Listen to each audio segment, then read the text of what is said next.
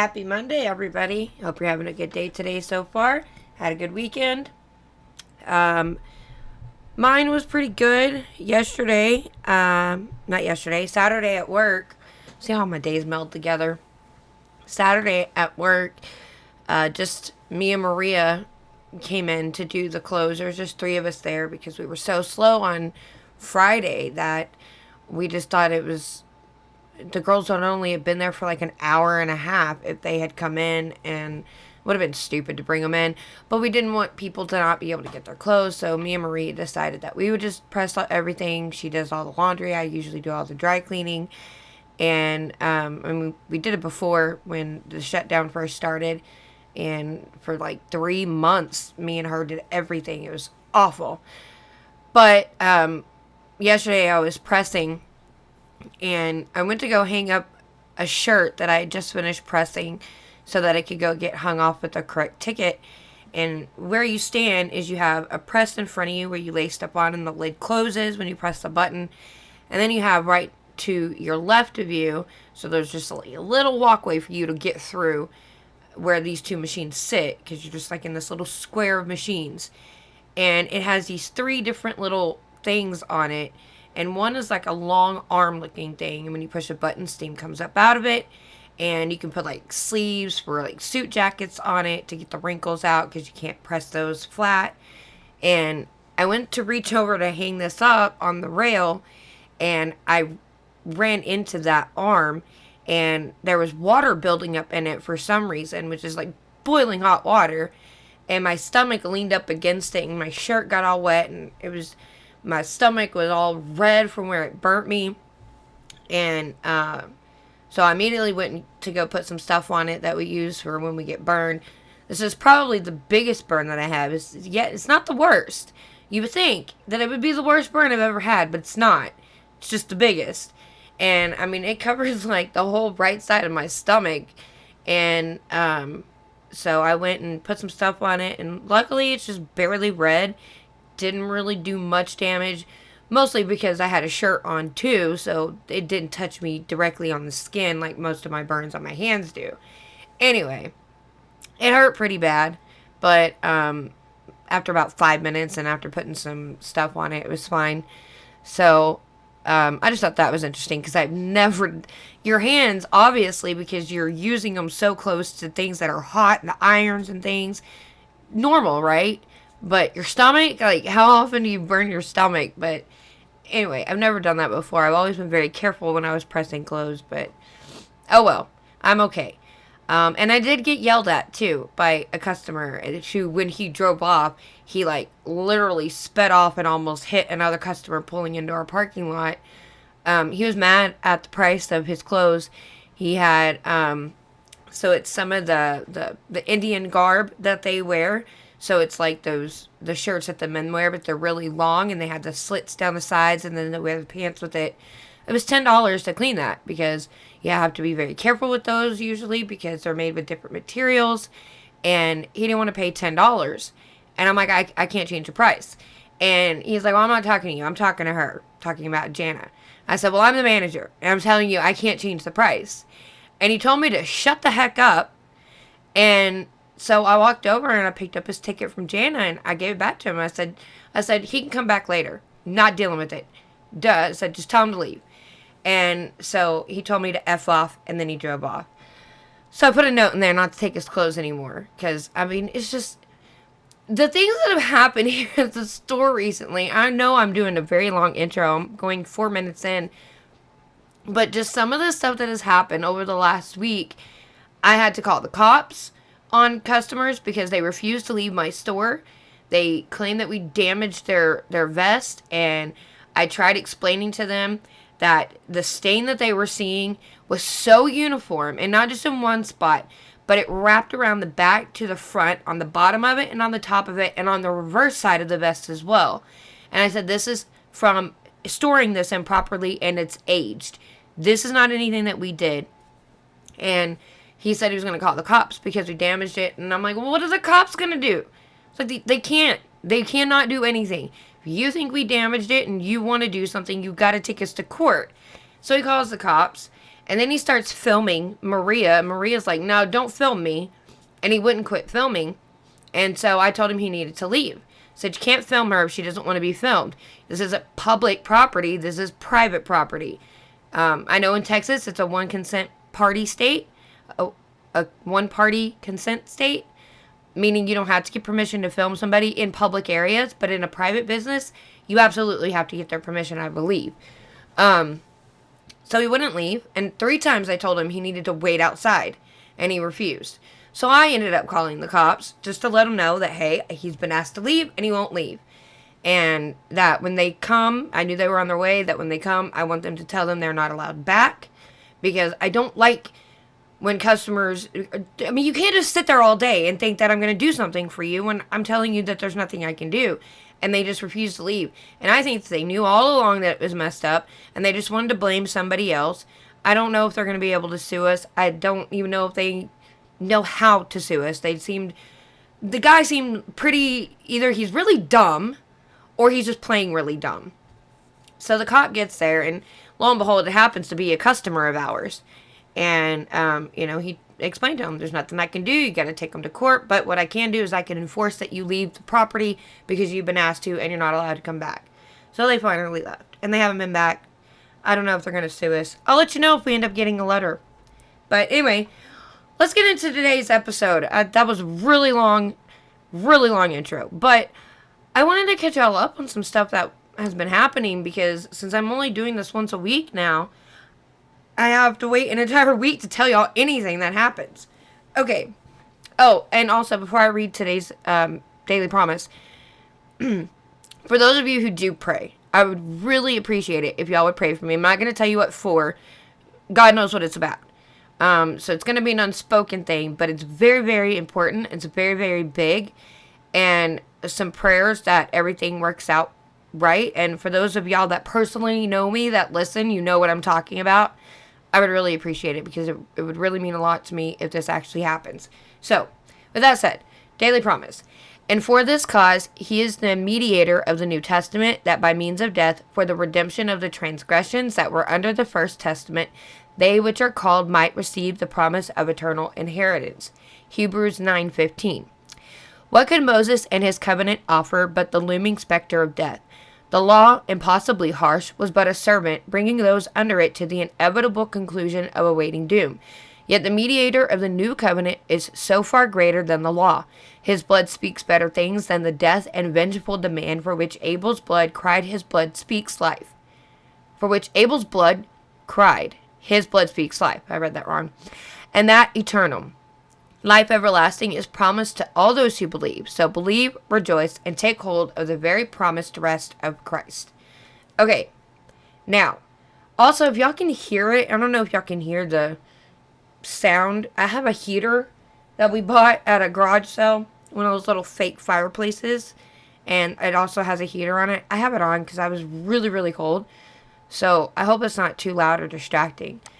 First article I wanted to look at today, I saw this on Mr. Reagan, and I'd heard about this before, but this is the biggest one that I've heard of.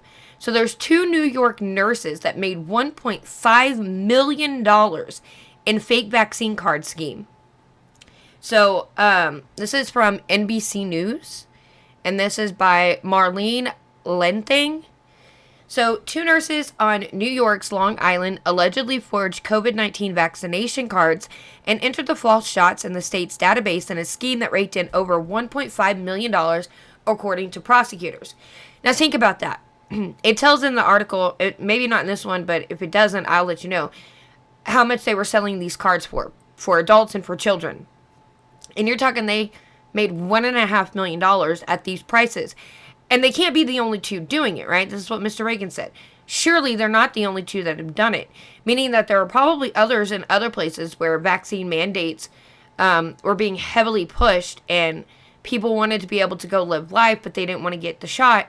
So people because I asked, when are they going to start doing these? Like you do, you can buy fake inspection stickers if your car can't pass inspection. And we know that happens.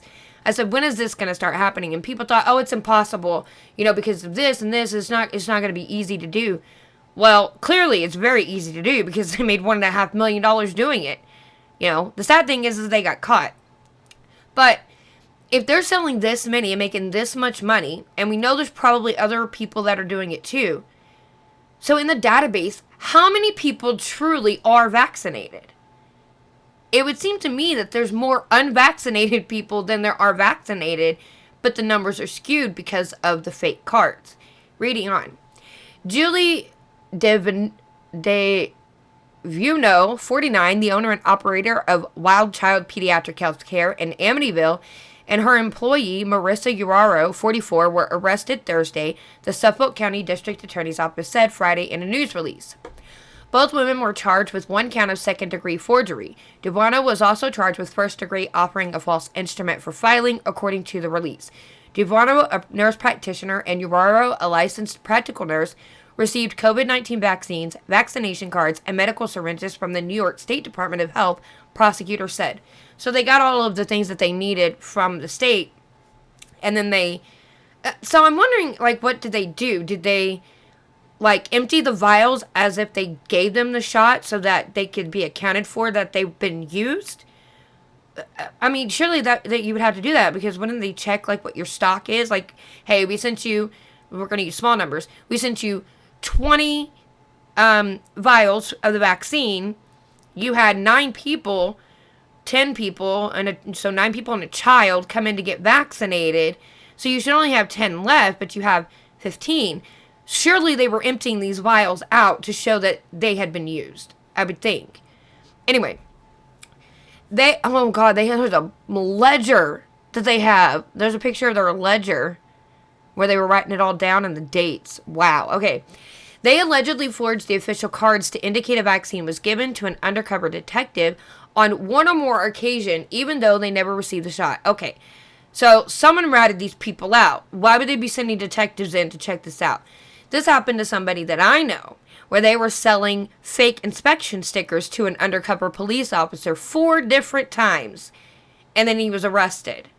And he was charged, so it was $25,000 per charge, but they thought, it's all the same charge, so the judge dropped it to just $25,000 and one charge, and talk about a lot of money to get that person out. Like, you sell all your stuff, can't pay your rent, move in with people.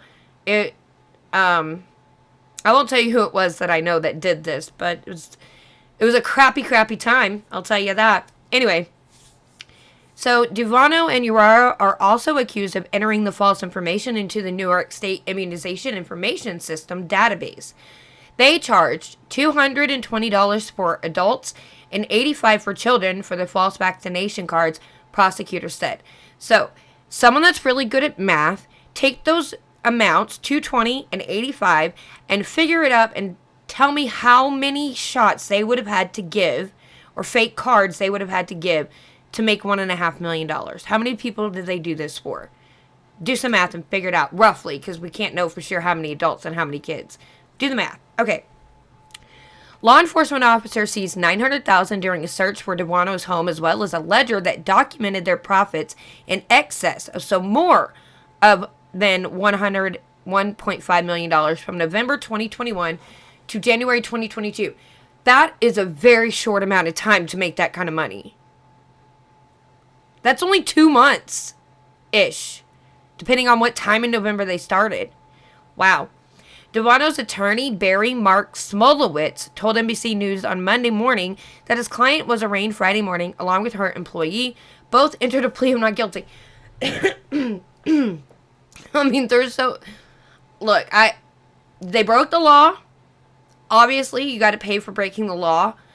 But to sit there, I mean, I understand why you plead not guilty, but, I mean, they've got your ledger. I don't know how well this is going to go for these ladies. He said he hasn't been given more than the complaint in the case. We're looking further, Uraro's attorney, Michael J. Albert, said. An accusation should not overshadow the good work Ms. Uraro has done for children and adults in the medical field. Well, it doesn't matter how good a person is. They break the law. They break the law. As much as it sucks, because had these states not pushed these mandates and forced people to have to get Fauci ouchies in order to be able to participate in society, these women would not have had to have broken the law in the first place.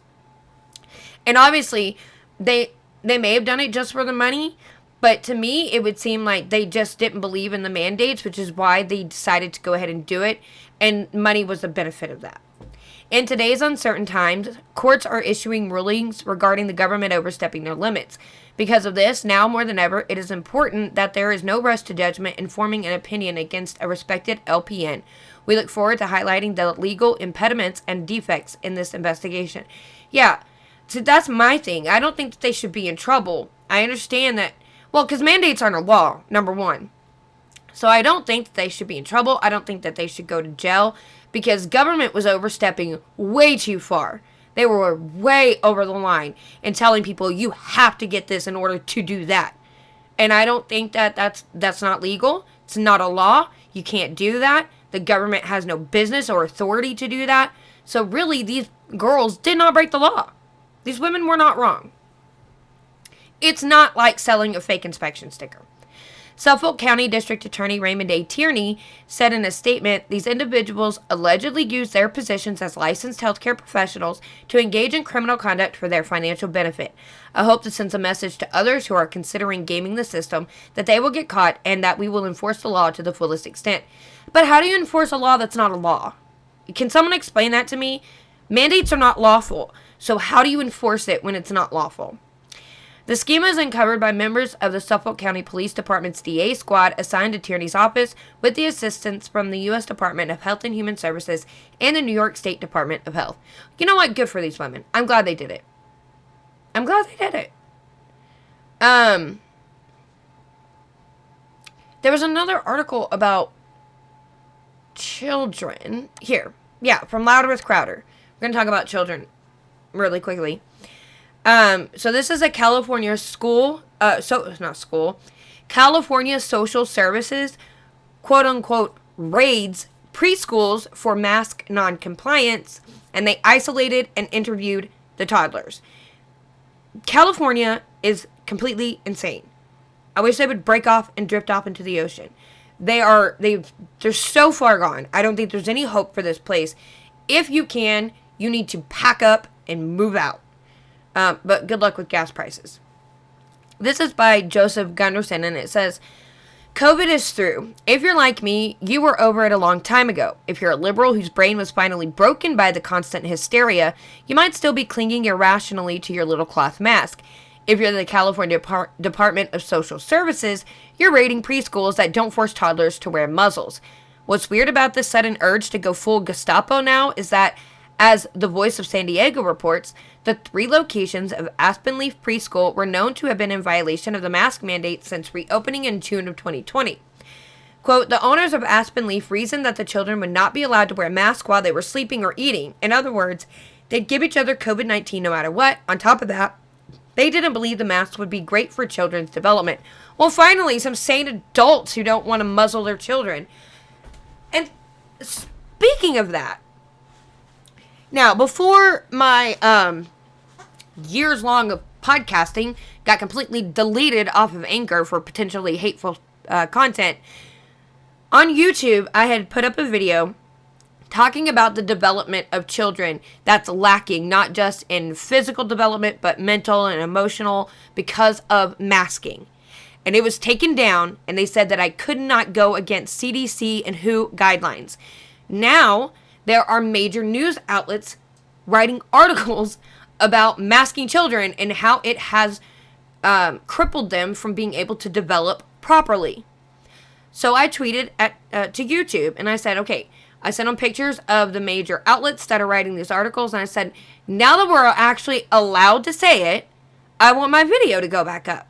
That is not fair that I said the same thing, but because y'all weren't allowing it to be said at the time, you take my video down, but now it's okay to say it. And this has happened through the entire process of COVID, that we've been saying stuff, but we're censored, and then like 2, 3, 4, 5, 6 months later, they finally admit it, and now you can say it.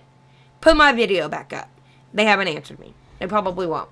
Because I don't want people to know that we've been saying that. They're going to try and gaslight you that they've been saying it all along. We shouldn't have school closures. We shouldn't mask children. That is what they're going to do. And they're going to gaslight the crap out of people as if they're the ones that have been saying it the whole time. Morons. Anyway. Sounds pretty logical to me. And we know masks have had, deleterious effects on the development of children. Even the president of the American Federation of Teachers knows masks hinder learning. Aside from the negative effects masks have on learning, last I checked, the mortality rate among small children is incredibly small, almost non-existent, really.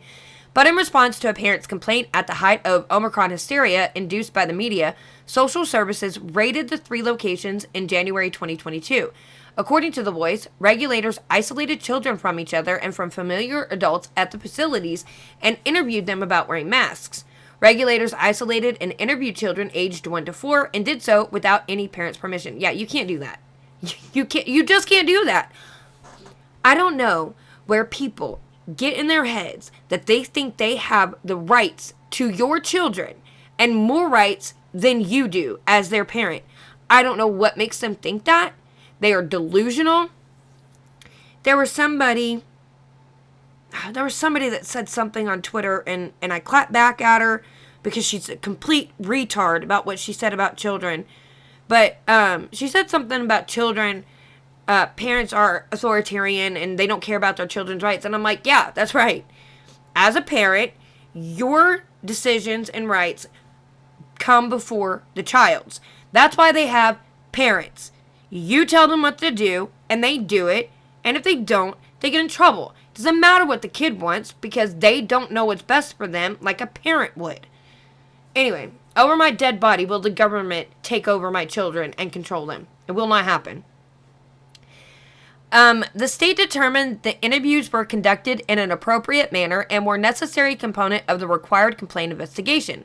But then, of course, they would determine they did nothing untoward. Yeah, of course they would, but that's wrong.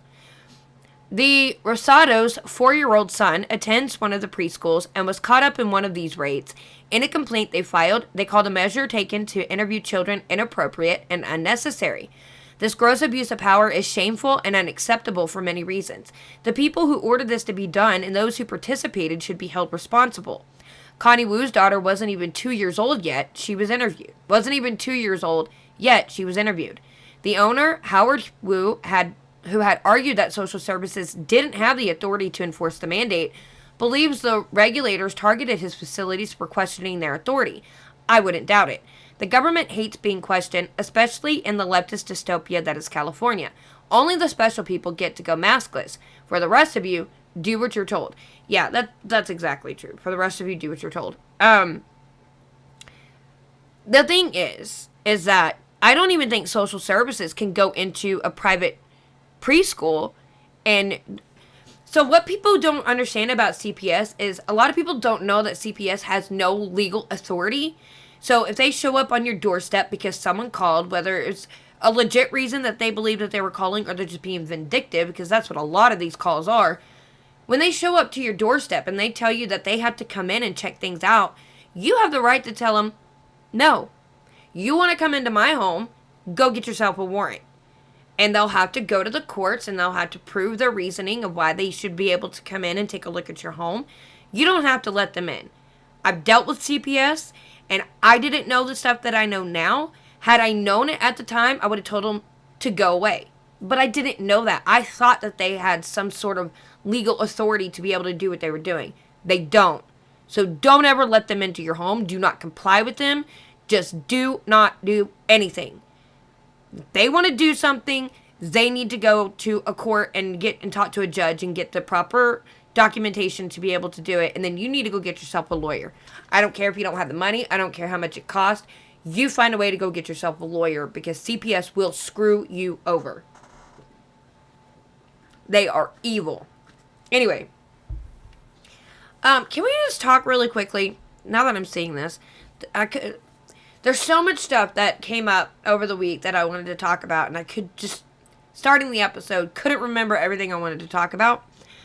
But can we just talk about Tess Holliday saying that she's anorexic?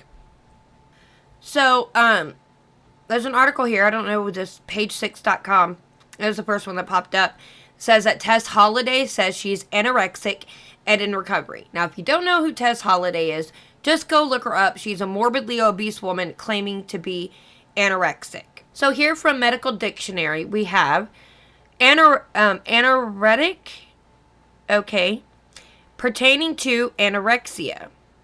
So without appetite. An agent that diminishes or suppresses the appetite for food.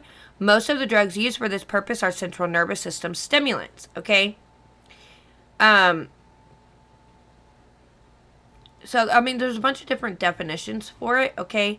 But what it obviously does is it prevents people, they look in a mirror and they're skinny, but they look in a mirror and they see someone who's disgustingly fat. They don't see what's really there.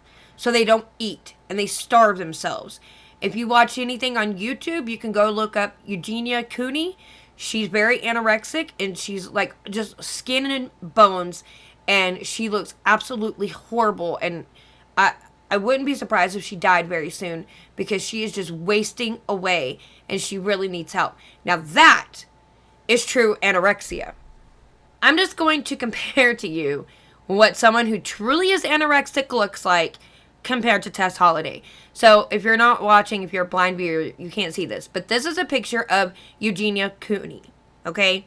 And there's a lot. I mean, just look at this. Okay, these are true. These are real. I promise you, they're real. She is so skinny, just bones and just skin covering those bones. It's awful. And this girl truly needs some help.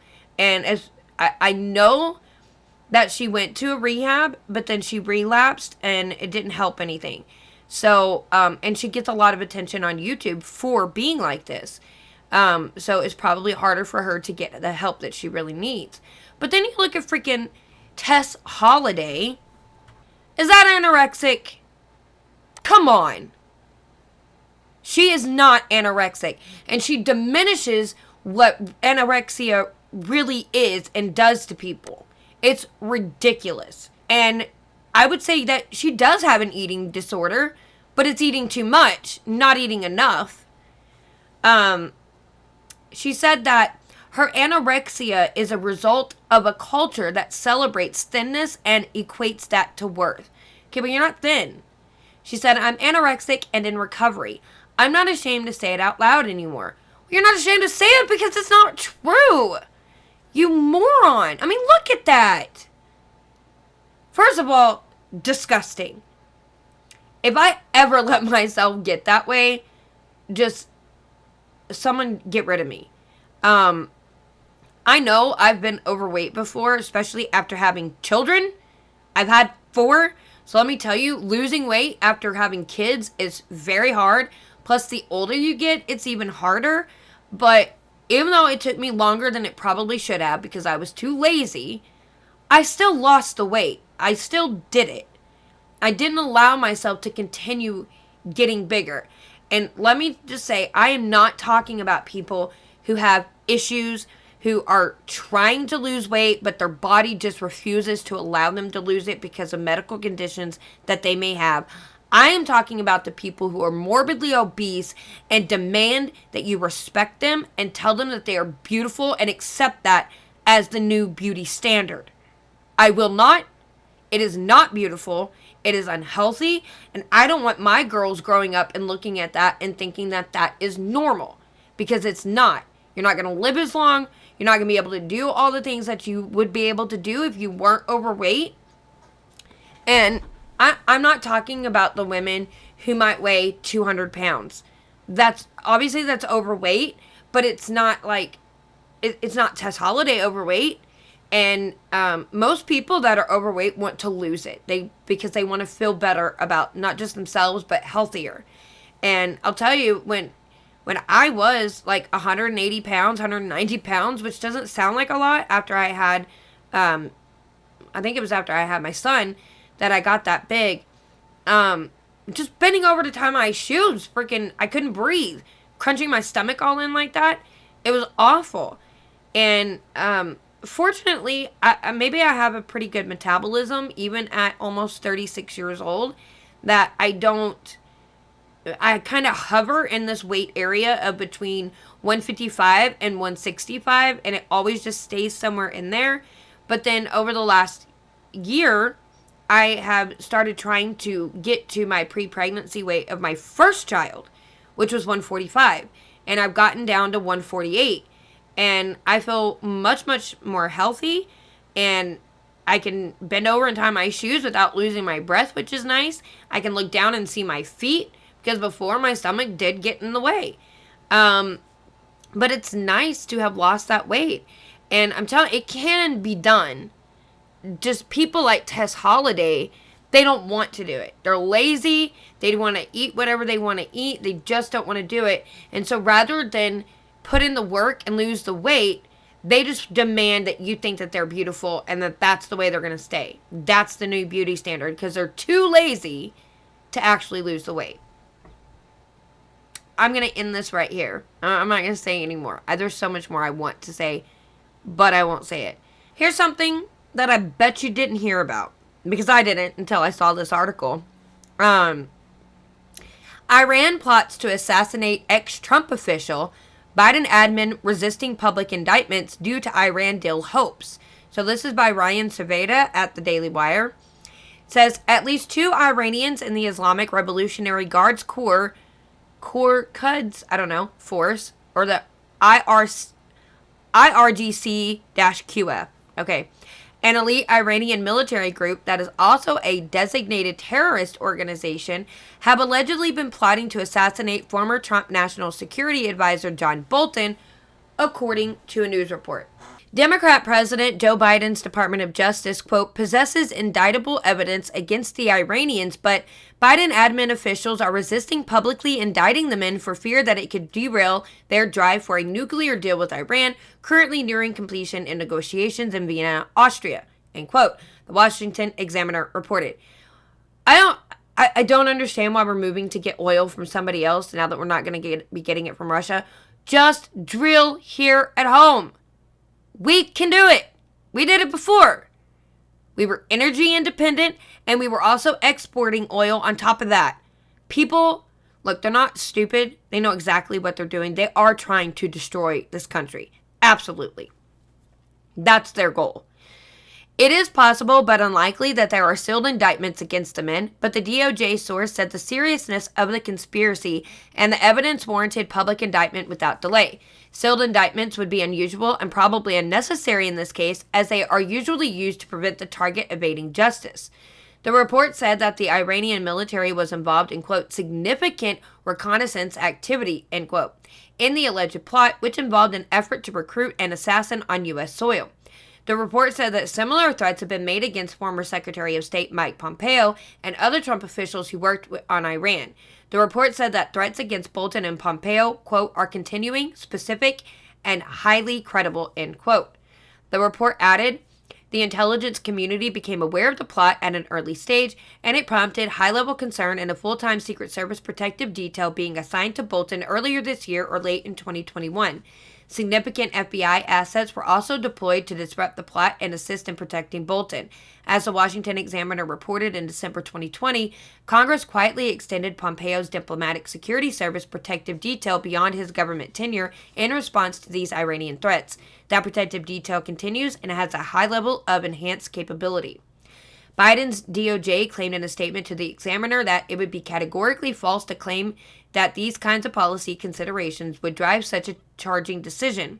A 2017 Politico report alleged that Democrat President Barack Obama ended a major federal law enforcement operation that targeted the Iranian-sponsored terrorist group Hezbollah because it wanted to secure a nuclear deal with Iran. The operation, named Project Cassandra, launched in 2008 after the Drug Enforcement Administration had gathered a substantial amount of evidence that Hezbollah had grown from a, quote, military and political organization that operated solely in the Middle East into an international criminal enterprise that was earning approximately $1 billion per year from drug and weapons trafficking, money laundering, and other criminal activities, Politico reported. So key takeaways. Over a period of 8 years, federal agents used a top-secret facility in Virginia to conduct undercover operations that aimed to chart Hezbollah's massive criminal enterprise. The operation relied on assistance provided by 30 U.S. and foreign security agencies. Project Cassandra tracked cocaine shipments from Latin America to West Africa, where the shipments were then routed to Europe and the Middle East. The money from Hezbollah's criminal activity was laundered by buying American used cars and shipping them to Africa. Agents indicated that the origins of the criminal conspiracy were in the innermost circle of Hezbollah and its state sponsors in Iran. The Obama admin intentionally sabotaged Project Cassandra by throwing, quote, increasingly insurmountable series of roadblocks in its way, end quote. Obama's Justice Department and State Department refused to help Project Cassandra with a variety of necessary law enforcement actions, including filing criminal charges against Hezbollah's top players and, quote, luring high-value targets to countries where they could be arrested, end quote. By refusing to help, the Obama admin allowed Hezbollah to traffic multi-ton quantities of cocaine into the U.S. and allowed hundreds of millions of dollars to flow from the U.S. to the terrorist organization. Obama colluded with Russian President Vladimir Putin to release Lebanese terrorist Ali Fayed, who was responsible for the deaths of Americans. Oh, so Obama colludes with Putin and that's okay? As a result of the Obama admin's decision, quote, some Hezbollah operatives were not pursued via arrest, indictments, or Treasury designations that would have blocked their access to U.S. financial markets, according to Bear, a career Treasury official who served briefly in its Office of Terrorist Financing as a senior policy advisor for Iran before leaving in late 2015. Obama's decision derailed U.S. intelligence efforts to track cocaine shipments from various Hezbollah-affiliated networks coming into the U.S., especially from Venezuela. Oh, God, there's a lot. I'm not going to keep reading this. Jack Kelly, the veteran DEA supervisory agent who created and led the task force, said the FBI and other parts of the the U.S. government, provide little or no assistance during our investigations. The USG lack of action on this issue has allowed Hezbollah to become one of the biggest transitional organized crime groups in the world. Jack Riley, top DEA special agent who helped run the drug agency under the Obama administration, said, quote, Hezbollah's criminal operations provide a revenue and weapon stream for an international terrorist organization responsible for devastating terror attacks around the world. Yeah. So, you got that with Iran. And then here with Iraq, and this comes from, reportedly from Iran, that missiles were fired at the U.S. consulate in Erbil. Is that how you say it? Erbil? I don't know. This is from Tim Meads. Multiple rockets were reportedly fired toward the U.S. consulate located in Erbil, a city in northwestern Iraq. Several missiles hit the consulate building, a source close to the matter told the Associated Press. One of the officials said the ballistic missiles were fired from Iran, the AP reported. The attack comes from several days after an Israeli strike near Damascus, Syria, killed 2 members of Iran's Revolutionary Guard. The AP added that Iran's state-run IRNA news agency quoted Iraqi media acknowledging the attacks without saying where they originated. Axios is also reporting that a source at the U.S. State Department claimed that there is no damage or casualties at any U.S. government facility. We are looking into the reported attack near Erbil, a Pentagon spokesperson told Axios. The State Department spokesperson said the incident is being investigated by the government of Iraq and the Kurdish regional government, and we condemn this outrageous attack and display of violence, the spokesperson added. And there's videos of the alleged attack that was shared on Twitter. We'll take a look at that.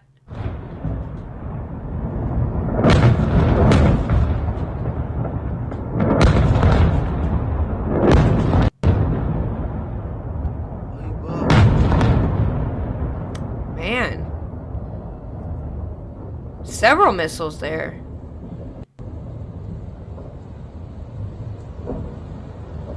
But it doesn't surprise me, coming from the Middle East, you know, there's always been bombings in the Middle East. You always have, like, Pakistan and Israel fighting against each other.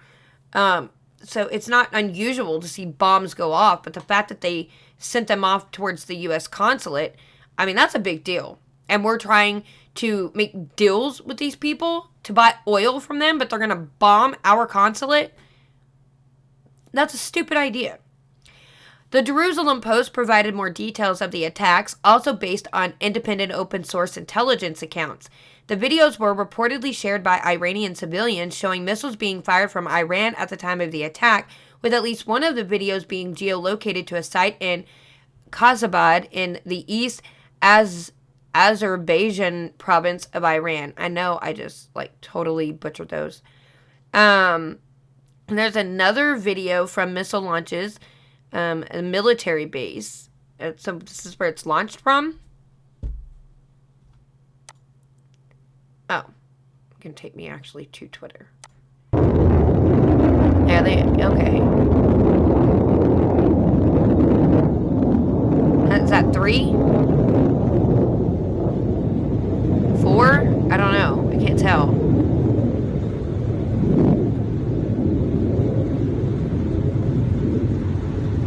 Okay, that's fine. It looked like I saw 3 or 4 missiles there in the air. The Post added, no party has taken responsibility for the missile fire as of yet. Iran has threatened retaliation in recent days or the aforementioned alleged Israeli airstrike. In reaction to the news, Michael Doran, a senior fellow at the Hudson Institute, tweeted, quote, if this report is accurate and Iran indeed launched ballistic missiles at U.S. targets in Erbil, then this is an act of war, pure and simple. The United States has no choice but to respond appropriately. Yeah, like by not buying oil from them. Obviously. There's several videos. I presume that the Iranian attack on Erbil was a response to Israel killing 2 Iranian colonels in Damascus, Doran said in a separate tweet. The message from Tehran to the Americans is, rein in the Israelis or we will escalate against you. I fear the White House will indeed blame the Israelis and not Iran. Of course they will. They don't back Israel. Andrew McCarthy, a former U.S. assistant attorney and columnist for National Review, added, could we possibly stop stupid crap about how people are supposedly hopped up for a war with Iran? Iran is at war with us. What we want is not the point. Question is, what do we do about it? It would be foolish to assume Iran not coordinating with patron angry over West aid to Ukraine. This is a test by our enemies. Iran executing, Russia urging, China watching, Biden needs to show resolve.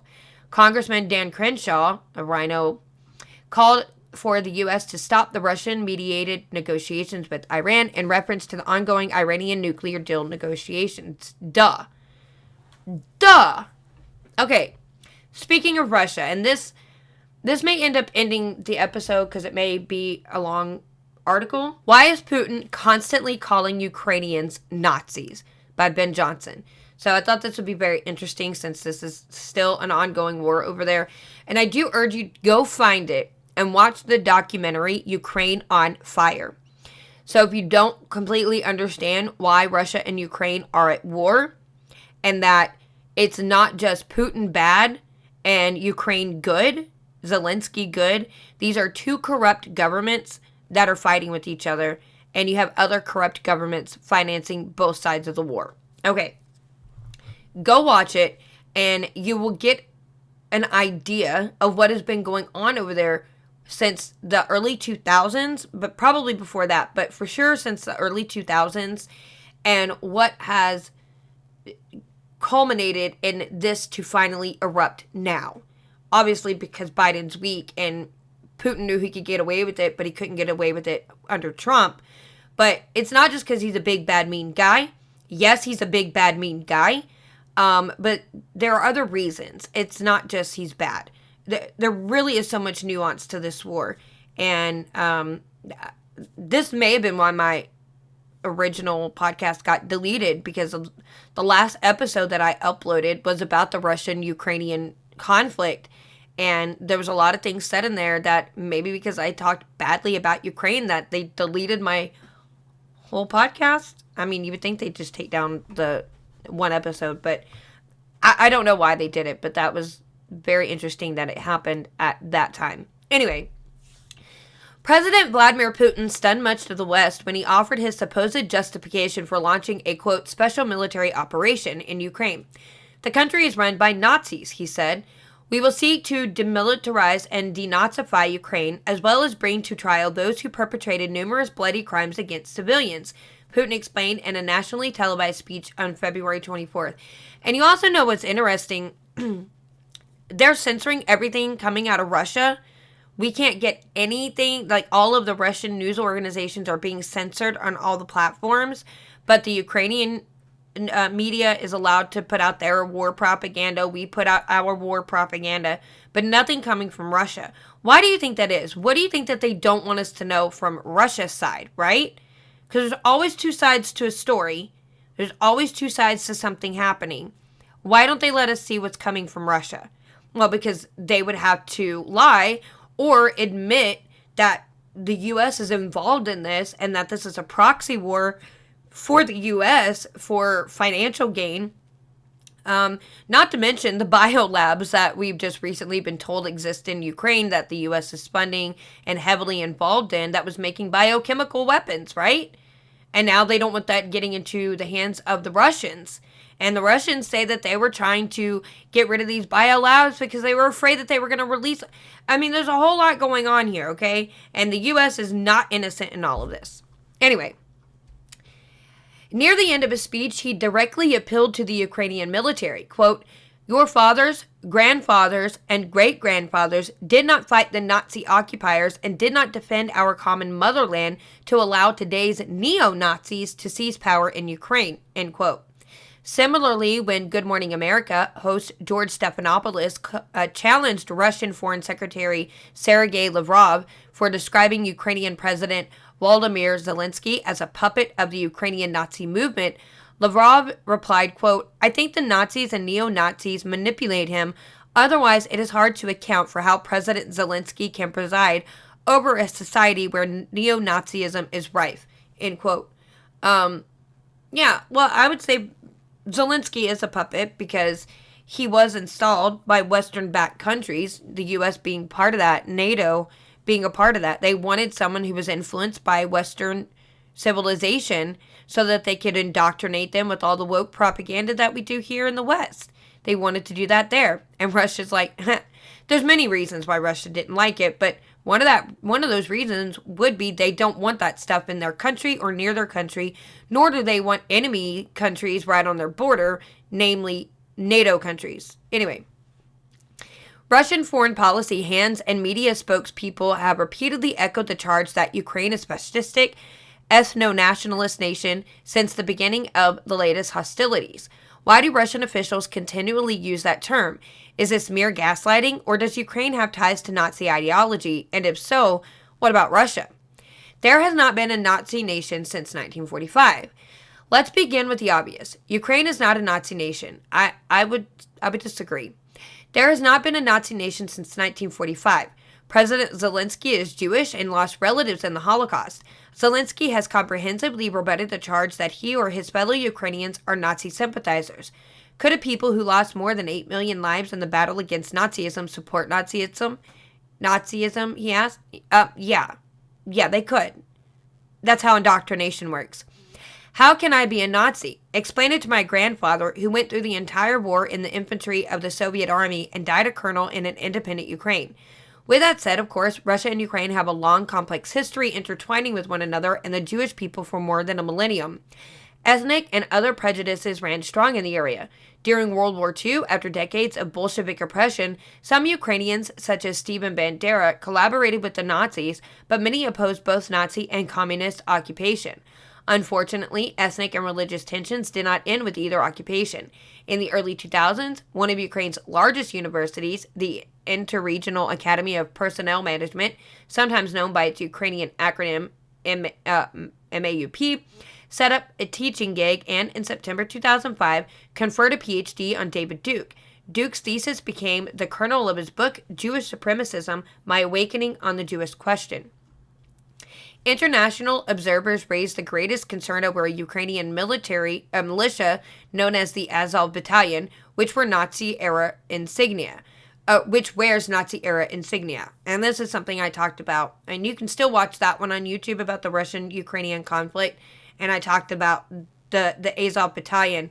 And I intend to do an entire episode about the Azov Battalion, including the swastika on its uniforms. Its founder, Andriy Beletsky said Ukraine's purpose is to, quote, lead the white races of the world in a final crusade against Semite-led Untermenschen, or inferior people.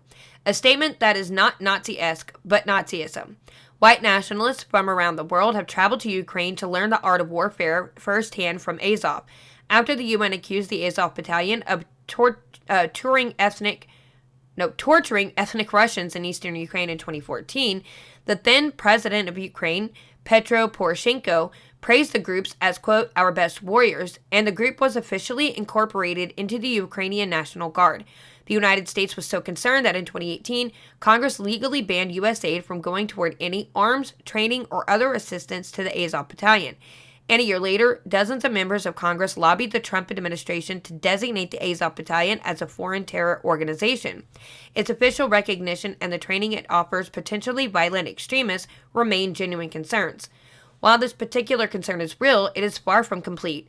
The Azov Battalion is no more representative of the average Ukrainian than the KKK represents the average American. The Azov Battalion has anywhere from 900 to 2,500 members compared to a Ukrainian military of 200,000. Ukrainians, perhaps understandably, say the unsavory elements associated with the Azov Battalion concerns them less than the prospect of annihilation by Russia's war machine. Vladimir Putin and his surrogates have made a prosecutor's case for a war of choice. Of course, most of these same arguments could be made against Russia. David Duke has made several speaking tours of Russia.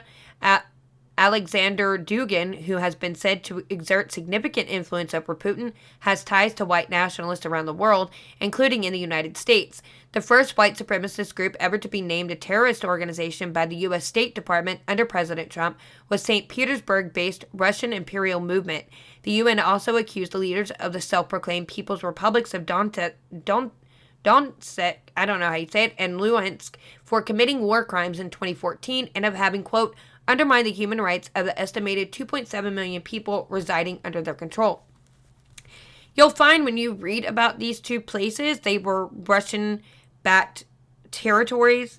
And when Zelensky was installed as the president of Ukraine, they made promises to recognize these two territories as independent, and they failed to do so.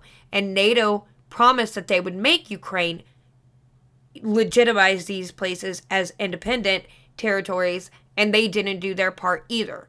So there's a lot of agreements going on being made between NATO and Russia and Ukraine and these two territories, and none of them were followed. And this is a big reason why they're at war today. CRT tactics to justify total war. Vladimir Putin's use of the incendiary Nazi terminology serves two purposes. Labeling his opponents as fascists serves to delegitimize the Ukrainian government's existence, while tapping into the most patriotic memory latent in the memory of the Russian people. Russia still calls World War II, which cost 18 million lives due directly to the war and perhaps as many as 26.6 million total, the Great Patriotic War. Nearly 1 million women served in the Soviet war effort as snipers and guerrillas.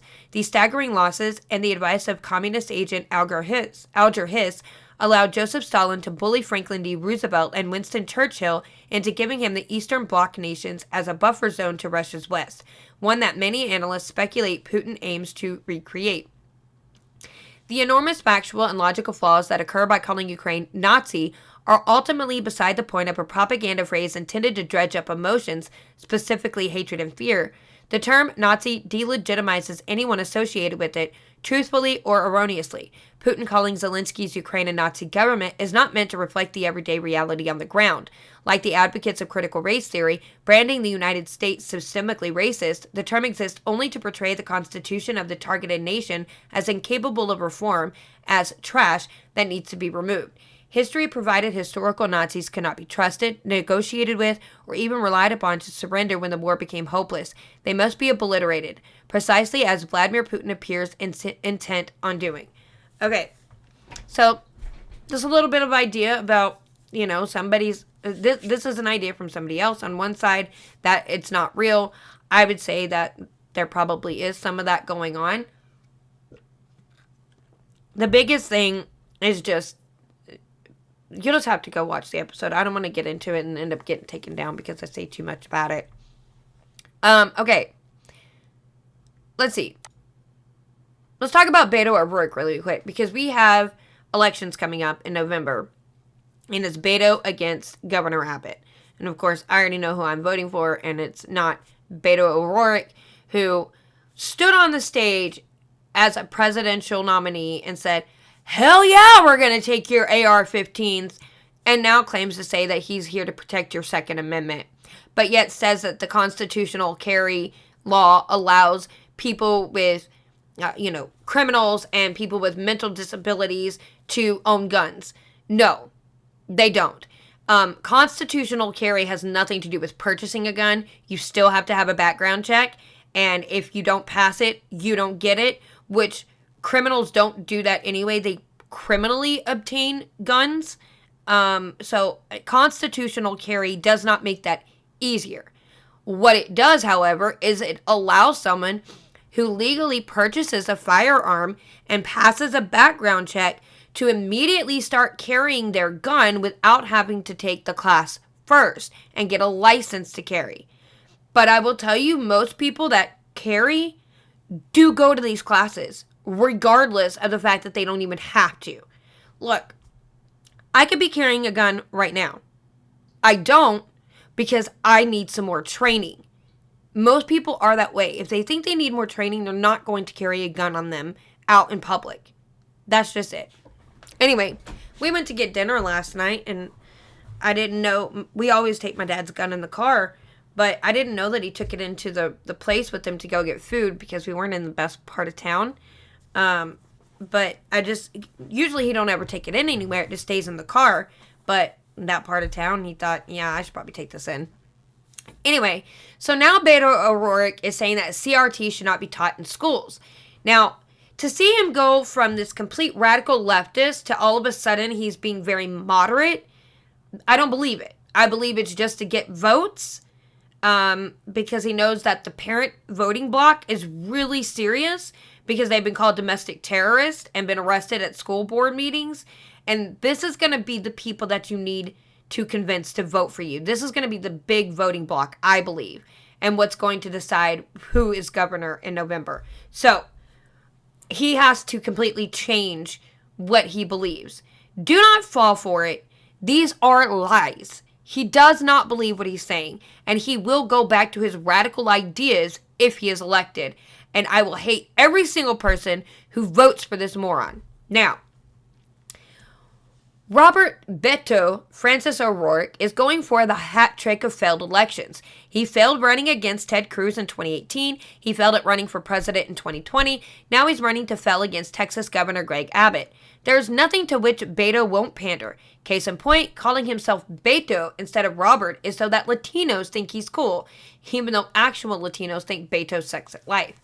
By the way, this is by Brodigan. So, for pandering Beto to turn on CRT, as this viral clip implies, it's become toxic for Democrats. And I think you and I probably are both on the same page as well. We don't see CRT being taught in our schools right now. It's a course that is taught in law school. No, I don't think it should be taught in our schools. Yeah.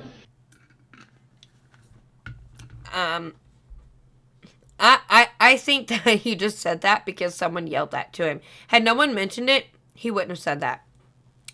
At first glance, it sounds like he's trying for the leftist claim that the college-level critical race theory criminal justice class is not being taught in elementary schools, even though A, no one is saying it is, B, the teachers union brags about teaching CRT, and C, the founder of CRT calls this argument stupid.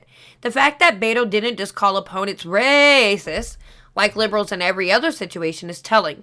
It also demonstrates Beto thinks voters are dumb enough to believe him. This is the same Beto who bragged about sending police to confiscate your guns. Now, he wants you to believe that. No, he doesn't want to take your guns. Voters are telling Democrats every radical position they support is toxic and unpopular. The plan is for Democrats to tell you they don't support those things anymore. Then if you elect them, psych! CRT for all, guns for none. Beto is lying about what he thinks in this video, but the headline is that leftists using CRT to indoctrinate grade school children has become so unpopular with voters, even Robert Francis is running away from it. Yeah, of course. Of course they are. I think I have time for one more article. Let's talk about this one here from the Daily Wire by Hank Berrien. You are white. 5 Florida middle school students arrested after allegedly beating white students. So, 5 middle school students in Coconut Creek, Florida, were arrested and charged after allegedly attacking white students on Wednesday in what is being called a racially charged attack.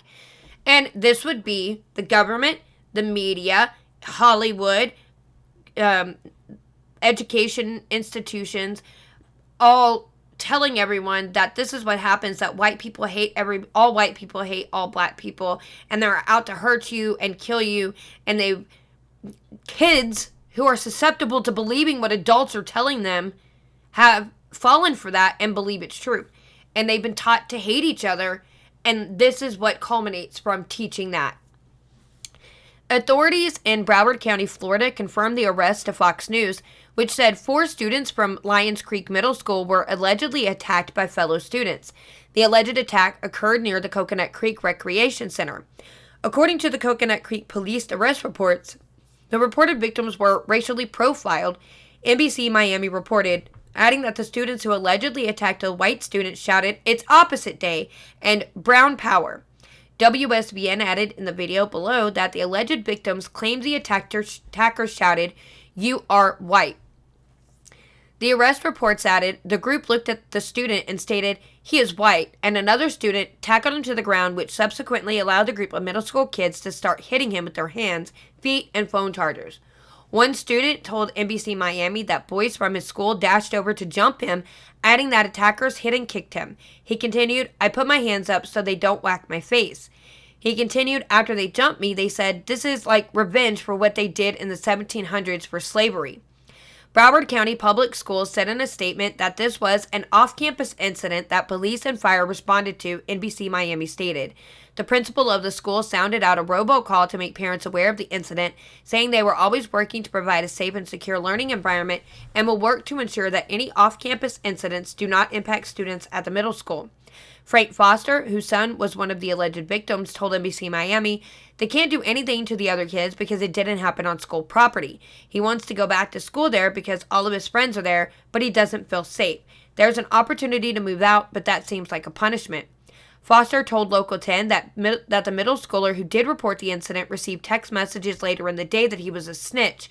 Foster continued, "So people at school are calling him a snitch for reporting it and doing the right thing." He said of his son, "He's scared and nervous. He's scared to go back to school because some of those kids are in the same classes as him. I'm frustrated with the school that they're not taking the effort to stop it and keep them safe." Well, they should switch classes for sure. The alleged attackers were initially charged with battery, but the arrest report states that the attacks were committed with prejudice, which raises the charges to felony status. The 2021 Florida statute state, "The penalty for any felony or misdemeanor shall be reclassified as provided in this subsection if the commission of such felony or misdemeanor evidences prejudice based on the race, color, ancestry, ethnicity, religion, sexual orientation, national origin, homeless status, or advanced age of the victim." So, but how old were these kids? It doesn't tell me how old they were. I mean, I guess because they're underage, so of course you're not going to get a lot of information. But this is what happens when you do what all of our institutions here in the U.S. has been doing and dividing people. This is what happens. Now you don't just have adults doing this. You've got children participating. You have caused such a racial divide in this country that did not exist prior to them doing this. This was not an issue. It was not. They made it an issue. And I'll tell you why they made it an issue. You can go, no you can't because it's been taken down on both. Just go Google the Calergy Plan and you'll see why they tried to do such, why they tried to divide the races. It's part of a plan. I'm telling you, it is part of a plan. It's not a conspiracy theory to me. I truly believe it. Just go look it up. This is why they started doing this. But because of that, you have little white boys getting beat up simply because they're white. Because the other students were told that they hate him and that He needs to pay for the sins of people who owned slaves way back when he wasn't even around. You have told black children that white children should be held responsible for that. So they beat them up as revenge, as punishment. Shame on all of you adults who decided to do this and cause such a rift in children who should not even be dealing with racial issues. This is really sad. This is going to be the downfall of our country. The divides like this and all the other crap that our institutions are pushing with gender theory and all this other junk that they're trying to push down the throats of children. Thank God for Ron DeSantis for passing the bill of not being able to teach all that junk in pre-K through third grade in Florida. You know, the don't say gay bill that's not really about that. It's just you cannot teach that stuff in the classroom. Thank God for Ron DeSantis. At least someone's doing something. And thank God for Governor Abbott for saying that trying to chemically castrate your children and giving them puberty blockers is considered child abuse, so you can't do it. Thank God for these two governors. I pray to God that Governor Abbott is reelected, because we will not survive if a Democrat gets put in office. Absolutely will not. I pray for, all of the people that I want elected into office, because while some may not be the greatest, they're better than what their opposition is. And I do not want Texas turning into a California. Absolutely not. So I hope that doesn't happen. Anyway, I'm going to leave the episode here. Hope you had a good time with me. I went a little longer than I had intended to, but God, I miss you guys. It's a whole week. So maybe you can handle a little bit longer than an hour podcast, since it's only once a week. So, look, you can find me on Anchor. I will put the link for my link tree. So it's still called I Just Gotta Say Something. It's just a new link. If you go look for it on Anchor, it's going to be anchor.fm/Lauren-Collins35. So that's where you're going to find the new podcast. I still haven't heard back from Anchor about getting access to my original podcast. If they ever let me, then fine. If not, I got to go get a flash drive, download all of my podcasts to it, and then I can re-upload them to the new podcast. Anyway, hope you have a good rest of your day. Please don't forget to go to Anchor and Spotify. I'm not on other platforms yet, since I just started out, but Anchor and Spotify, subscribe to it. And then please go to my YouTube channel. Go watch my videos. You can like and share them. Leave me a comment. I will respond. And then go and subscribe to the channel. I would really appreciate that. And click the notification bell so you know when I upload new videos. And I hope you have a good rest of your day. God bless.